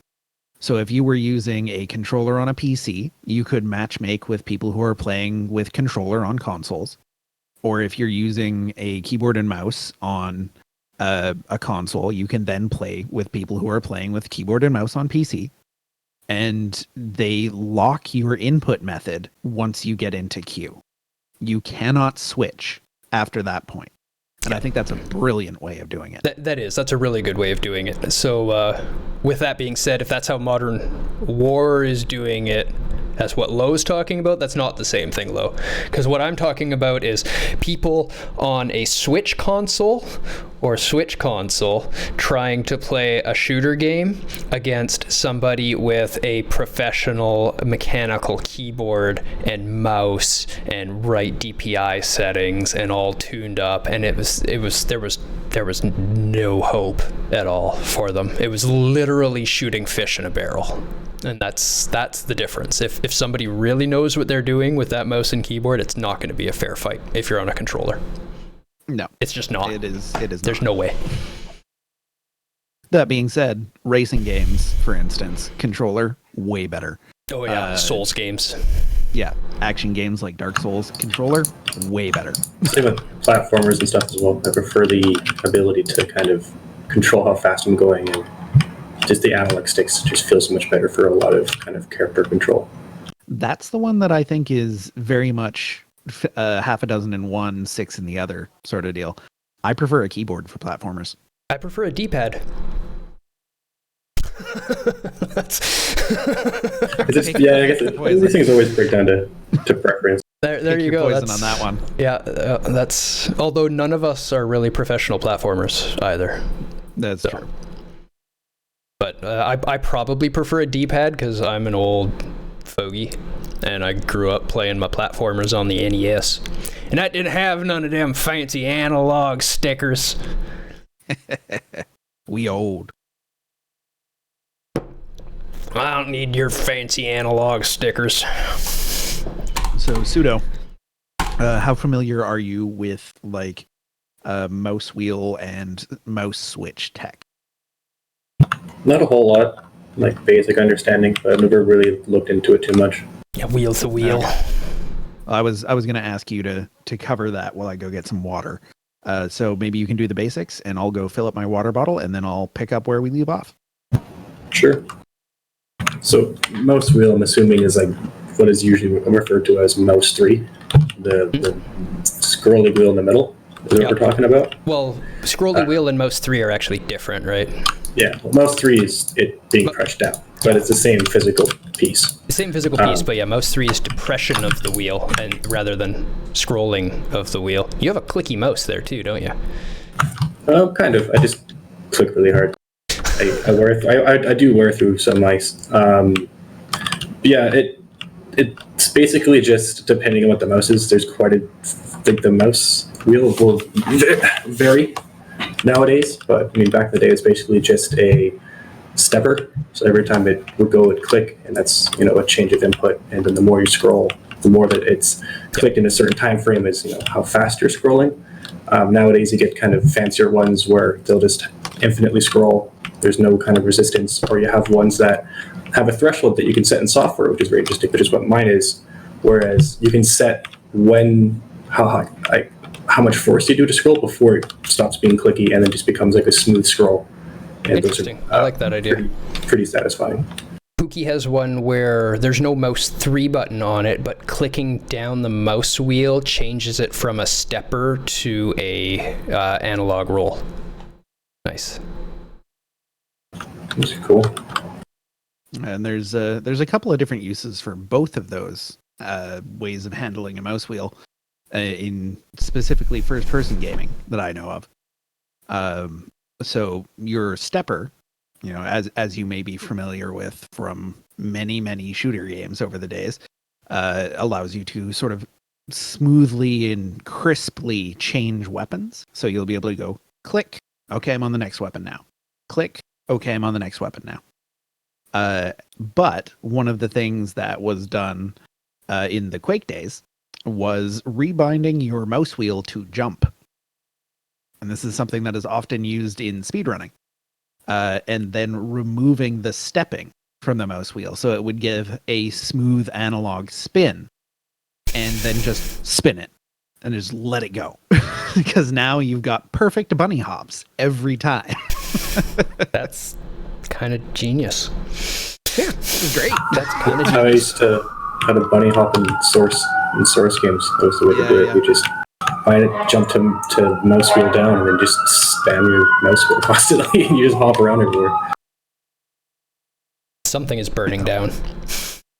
It's a fun way to confuse the heck out of people, and in older games like Quake or Half-Life. Unreal or Half-Life, allow you to pick up an absurd amount of speed. Absolutely absurd. And we won't go into all the math and code reasons for that right now, because that's a totally different show. Yeah. But needless to say, bunny hopping was a thing for a reason. I think that's enough on mice, unless anybody has any questions, because we got about half an hour left for monitors. Okay, yeah, monitors are important. Let's talk about monitors.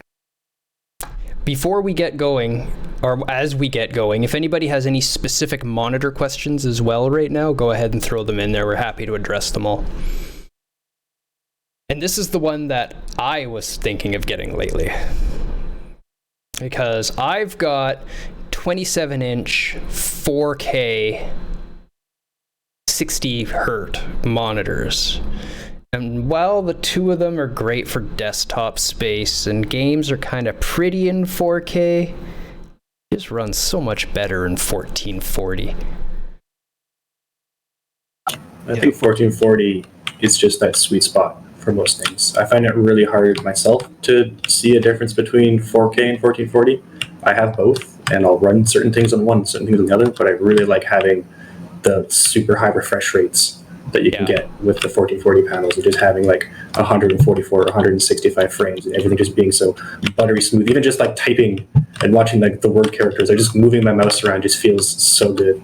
I understand, because I've been there before.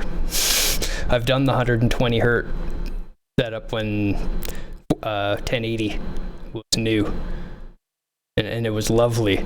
And I'm also, now that I'm streaming more, like right now I've got one monitor dedicated to OBS and all the Twitch monitoring and throughputs, and you know, my CPU usage, and all these outputs are all on one monitor, and then what everybody else can see.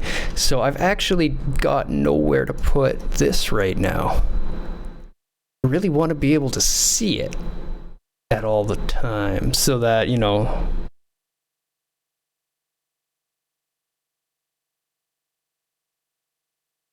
I have no idea that I'm muted without it. And then that's not a good experience for anybody. And we're No. all just like, Deus, everything's muted. Deus, the music's muted. Why is the music muted? Yeah. So, I mean, I'm going to write some scripts to help with that, because we do have a cool MIDI peripheral here as well, with faders and knobs and switches, and MIDI is a whole new peripheral level that we're not going to get into, because you don't need it for gaming, you need it for streaming. Or for music production.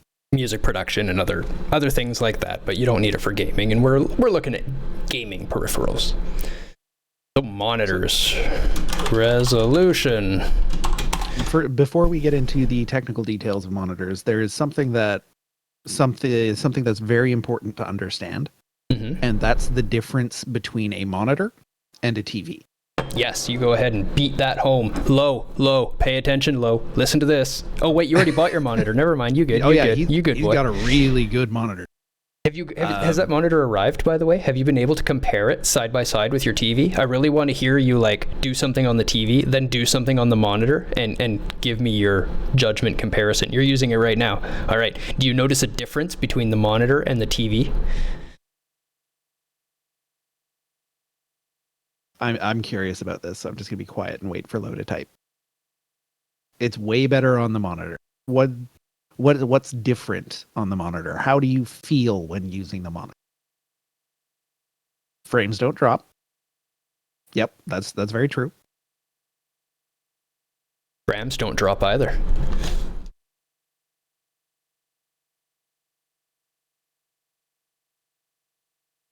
So while Lo is typing, I've got a couple of things I want to say at a very high level about the differences between a monitor and a television. A television is designed to display a very pretty picture in a non-interactive context. So when you're watching a film, when you're watching, a TV program, Netflix, whatever, it doesn't have to take input from you in a timely manner. If you want it to pause, it's okay if it takes half a second to do that. That's totally fine. Then it also doesn't need to respond at a very high refresh rate. You can have it, basically just play back up to 60 FPS, and that's fine. It doesn't need to do any more than that. Most films are filmed in 24 frames per second. Some going up to 30, and it makes people feel weird to watch those high frame rate films. Most TV shows are filmed in 24 frames per second, or specifically 23.97 frames per second. And again, when you go up to 30 or 60 frames per second, you start to feel like it's little uncanny valley. It doesn't feel natural anymore. It looks too real. Yeah, it almost but looks not low quite real enough to be reality. It almost looks like it starts going low budget to me after a while. Everything gets so crisp and clean, it just feels like it was done on a Handycam.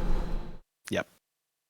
And then you get into sports, where you actually do want high refresh rate, but it's only broadcast at so many frames per second.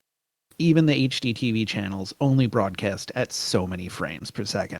So what TVs will do is they'll take that data and they'll build a buffer. So they're a number of frames behind. But what they'll do is interpolate the difference between those two frames to make it look smoother than it actually is. And that interpolation makes sports look great, makes it way easier to follow them, but it's not as good as actually just showing those frames. And all of those things that I just talked about result in input delay. It takes time for the signal to enter the television, be processed, make it look good, maybe upscale it to 4K, and then display it on the panel. And the panel typically isn't very fast.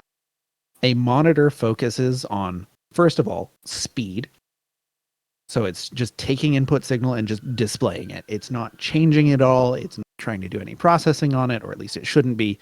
It just displays it. And secondly, accuracy.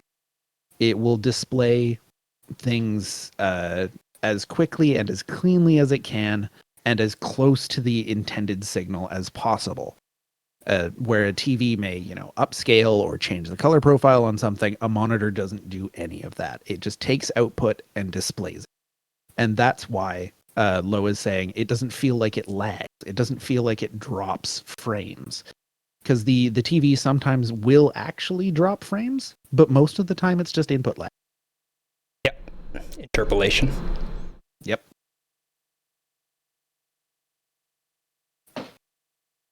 Yeah, color accuracy on modern monitors is very, very good. Although that being said, if you have like an LG C9 OLED TV, then it's legitimately hard for any monitor to beat that. I'm stoked for when they're more and more common now, but they're still just so expensive. But when OLEDs come down in price for monitors, I definitely want that. I want those true blacks. Did they solve the lifetime issue with OLEDs? I don't think so. It's just they're getting to the point where like people if they get the price down, people won't care. Yeah, that's the thing. If they can get the price down cheap enough that it's okay to replace it every 5 or 6 years, then fine. But I don't really want to spend $10,000 on a TV that's going to last 5 years. Yeah. It's an expensive investment. That's $2,000 a year to own a TV. So I think our first thing under monitors does not equal TVs. Use a monitor for gaming.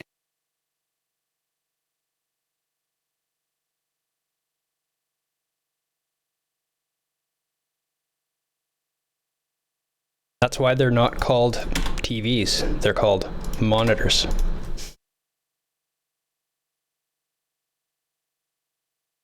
Just a dump of data being shown. Yep. Monitor it. So then onto resolution, which I think you were about to start, Deus. which is my current issue, 4K versus 1440. It's everybody knows what resolution is, raw number of pixels, but we're talking about a big number, and they get big quick. Let's actually just throw the math on here. We can also talk a bit about pixel density too, which is a big distinction between TVs and monitors, where you have like a 4K TV, but it's spread over 55 inches versus a 4K monitor that's spread over 27 inches. Those pixels are going to be relatively smaller on the 27-inch monitor and look a bit better than they would on the big kind of spread out surface. If you go up close to it, you will be able to see the actual individual little pixels on the TV. Yep. I was going to get more into that on the when we start talking about the size to choose. But definitely a thing. And I'm not doing math by myself. I don't do my own math. That's why I have a computer. People are always like, "You're a computer guy. You must be great at math." No, I'm a computer guy. I got a computer to do math. Thing that computes the things for me. So that's roughly 8.3 million pixels to fill in 4K. And let me get the 1440 resolution. Not 140, 1440. 2560 by 1440.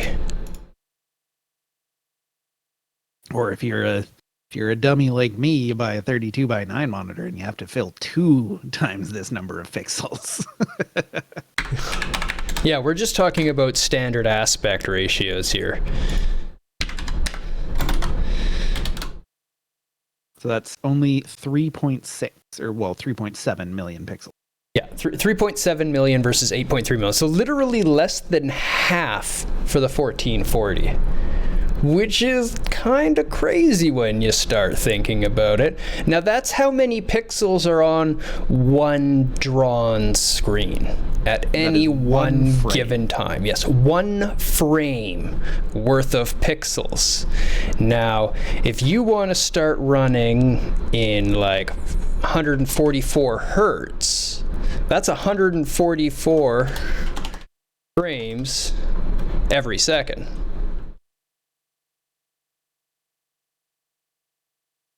That your monitor can display. Yeah. If you're asking your computer to put that many frames on it, it is going to have to calculate 8.3 million pixels 144 times. I'm not going to put them, that's 144 times. I'll just do the 8.3. That's over a billion. That's almost 1.2 billion pixels. That's a lot of pixels every single second that you're asking your computer to calculate. And that's not including all the physics for the gore and the trajectories of the bullets and what's hitting what and how close is everything and what's the water doing and how fast is that light flashing and what's the intensity of the fog. And I'll stop there, but you get the idea. It's a lot of extra stuff on top of it. It is very, very, very hard to push 4K at high frame rates, especially on the display cable technology that you're using. Yes. For instance, HDMI can't do it. No. Can't transfer enough data. Cannot be done. You're going into the brand new versions of DP, high quality cables.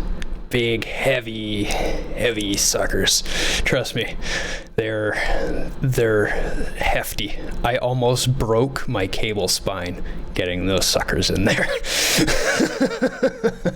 I got them in though. I got them all in the cable spine. It's all in the cable spine. You don't see any cables under there.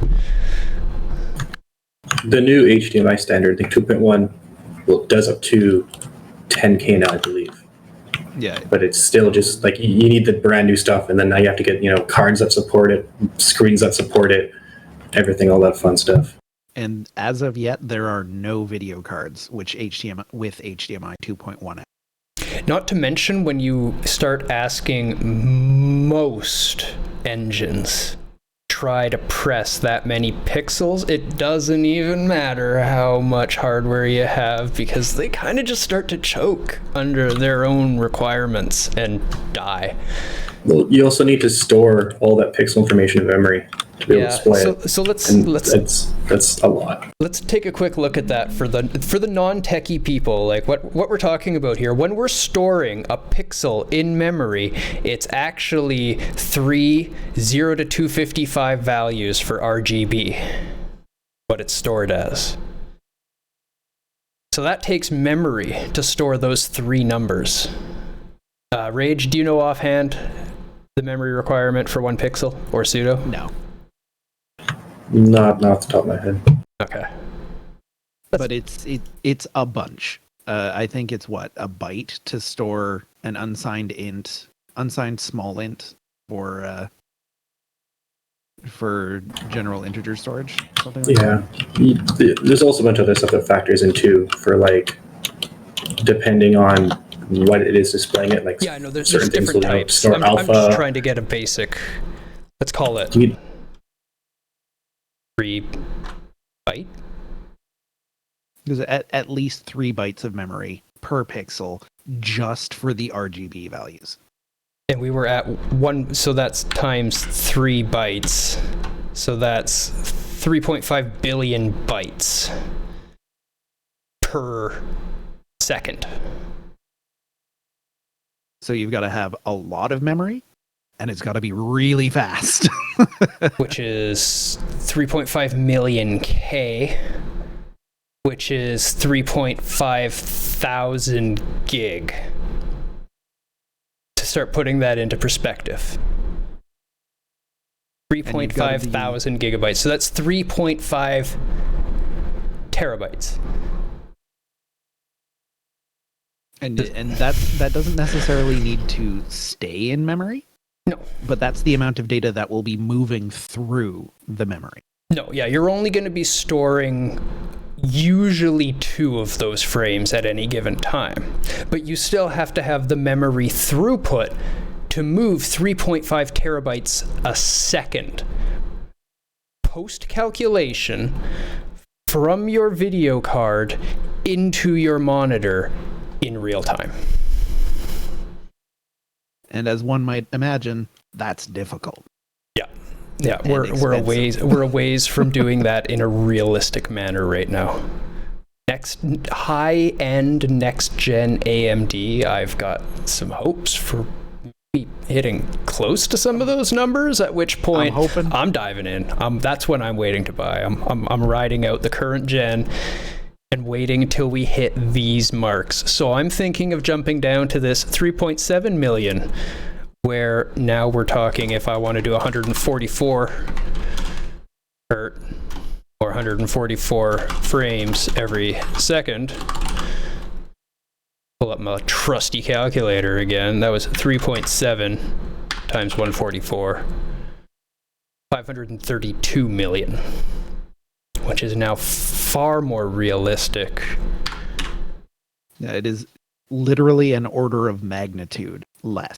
Yeah, 1.5 billion bytes. So now we're down to, the one. We're now down into gigabytes per second rather than terabytes per second. or maybe low numbers of terabyte per second, entry level of it for 144 frames, but more realistic. And current hardware tech can actually do it. Current software tech can actually do it.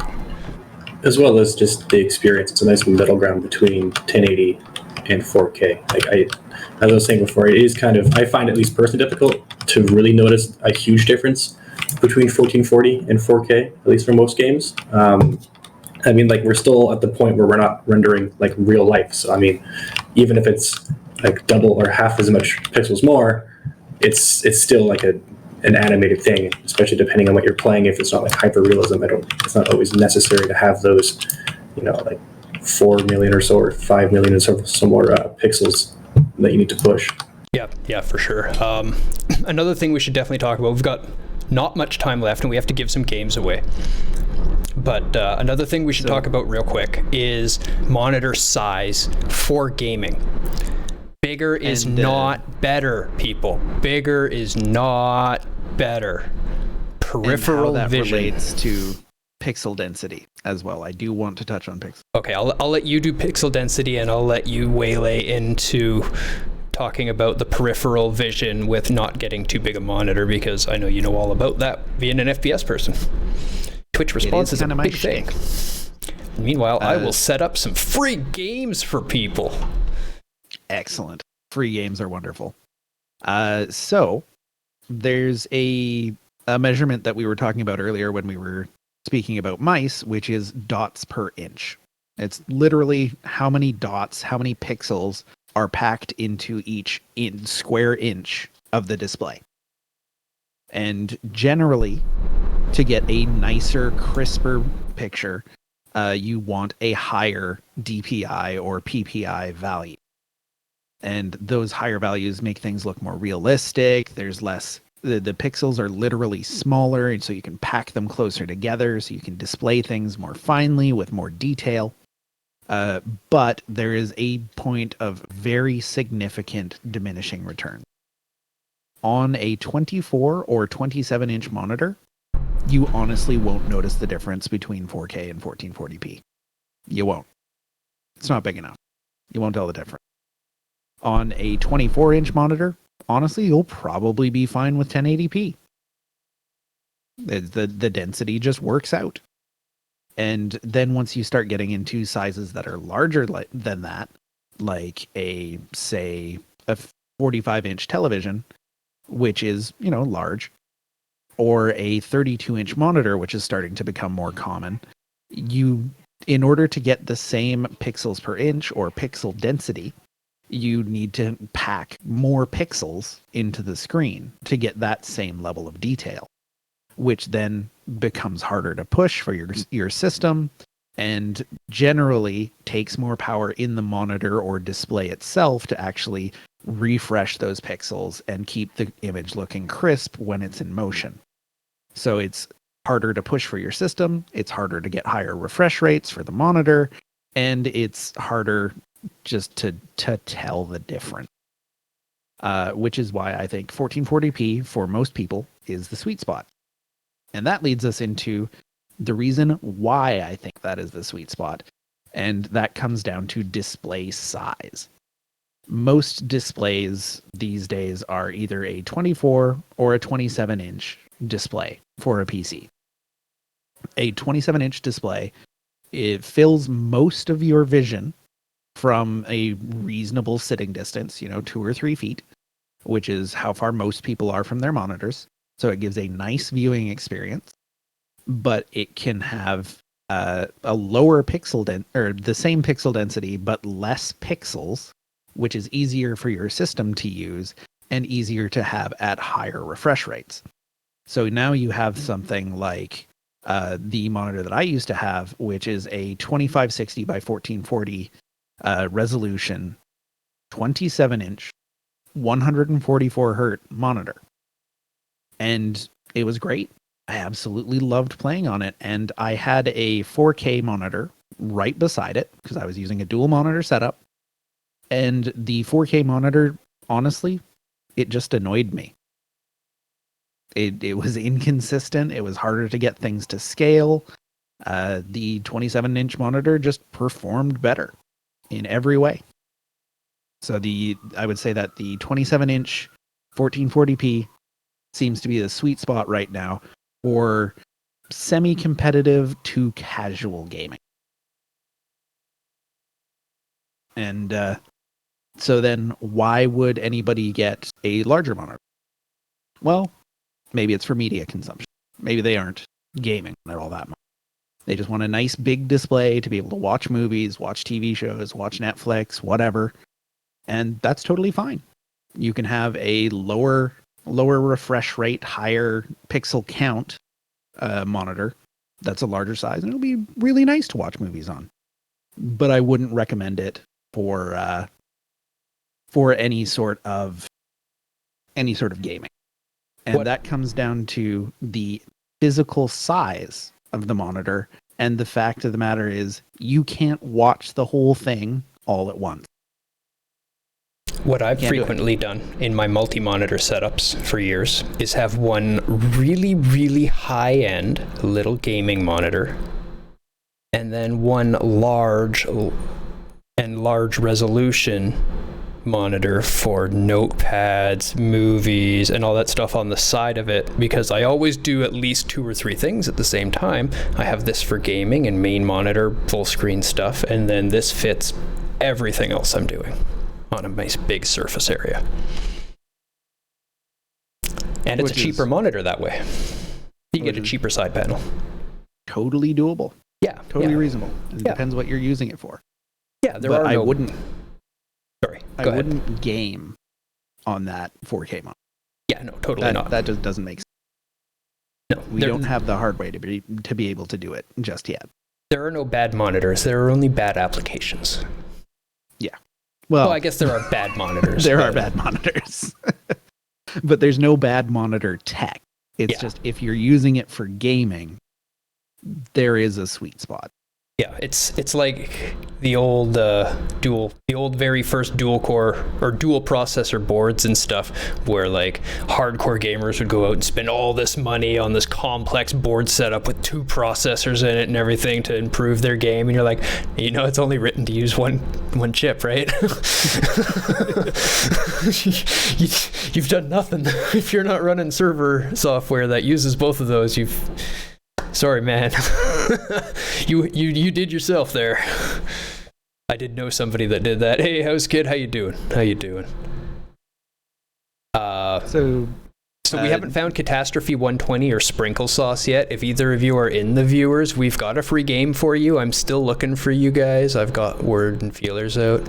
You're good? I'm awesome. I'm doing my show, and I'm just about to give away a bunch of free games. I love giving away free stuff. Helping people out, keeping people entertained with some cheesy casual games. Indigo Prophecy is a masterpiece, and Sprinkle Sauce has to play that. And there's one last point. Go for about monitor size before we get into the game giveaway, and that is that there is definitely such a thing as too big of a monitor. If you're going to be playing a, say, competitive FPS game, you want to be able to focus on the entire screen all at once. You need to be able to watch your peripherals, see what's going on, react to it. Same deal with RTS. You need to be able to see the whole screen. You need to be able to react to anything that's happening on the screen at any given time. Same with MMO. Often, you will want a smaller monitor, like a 24-inch. And if you've got, good eyes, or you're sitting a little further back, a 27-inch. A 32-inch monitor, too big. Yeah. Don't use it for gaming. Things are going to kill you from the side before you notice them. Yep. And the 27 1440 or the 24 1080 is the sweet spot for those 2 panel sizes. All right. Yeah, that was a solid 101 on gaming peripherals, and this will be recorded. The VOD's available here. The VOD will be permanently available here and on YouTube. Using a projector for my gaming setup. I recommend not saying you can't play RTS. Just you will be at a disadvantage if you're trying to do so competitive. It's fantastic on a projector though. Dark Souls. Because the latency won't hurt you at all. That'll be fine. You can usually adjust for the latency. I guess, yeah. Depends on the projector. I gamed on a projector. It was a great time. It was a space saver. I loved it. 720p through composite cable. All right. More games. We're at the end. Let me find some names here. Oh, I gotta grab one more thing here.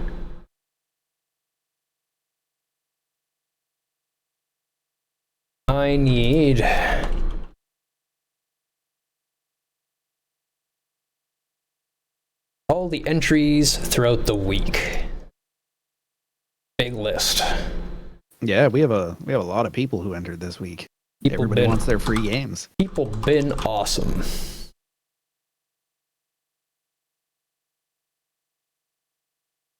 Thinking we got a pretty big list. Let's do like 4, maybe 5.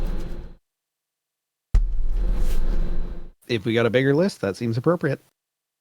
So just as a quick refresher for anybody who hasn't heard the spiel on the free games, the idea is we want to give out games to keep people entertained on while we're in coronavirus lockdown.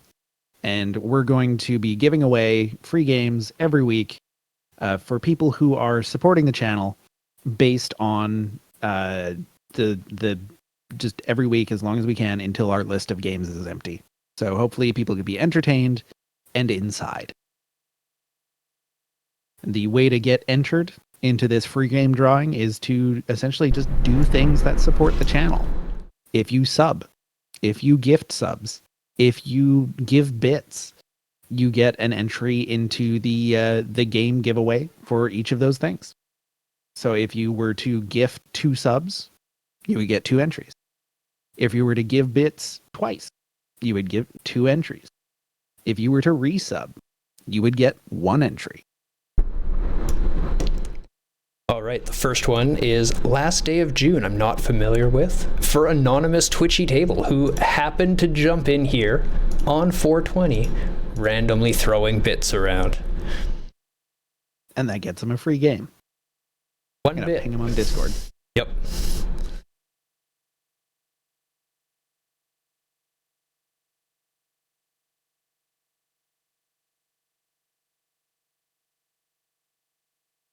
You won a game. Contact Deus to receive it. I think this one's going to be hard to find. Thank you for the sub, Pseudo. I didn't know that we were even in the contention for this. Well, I didn't take any games from you, so I left your name in it. Do you not want me to put your name in it? I'm okay. Reroll it for someone else. Sounds good. I took Rage's name and my name out because we both put games in, and it seems tacky to win your own game. Yeah, that's fair. That's frowned upon when you're winning your own contest. Okay, then I'll replace it with another name that I'll know how to track down, and maybe he'll actually try it out and check it out. Hey, Rift Kick. Oh. I will ping him. Not sure what Lost Winds is either. It sounds familiar. He'll be easy enough to chase down. You totally won the house. And another one that I'm sure we'll be able to track down. Quite the regular. GlenCon. Not sure if Very he's nice. already got it, but if he does, I'm sure he can pass it along, and that's a fantastic game. Oh, I was going to do a fourth. Right. Borderlands is a good one. And they call me Val. I know how to find Val as well if Hey, they're not Val. here. I don't think Val is actually in the Discord, are they? I know how to find them. Yeah, we'll find Val. It'll I be see fine. Val every day.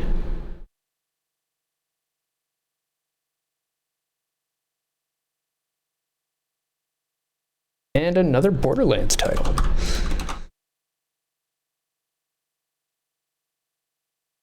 There we go. We've added to the list, so we're tracking down these people. We want to give you games. Come at us. We got games for you. Come get your games. Yeah. They're free. Get your trying to free give them away. games.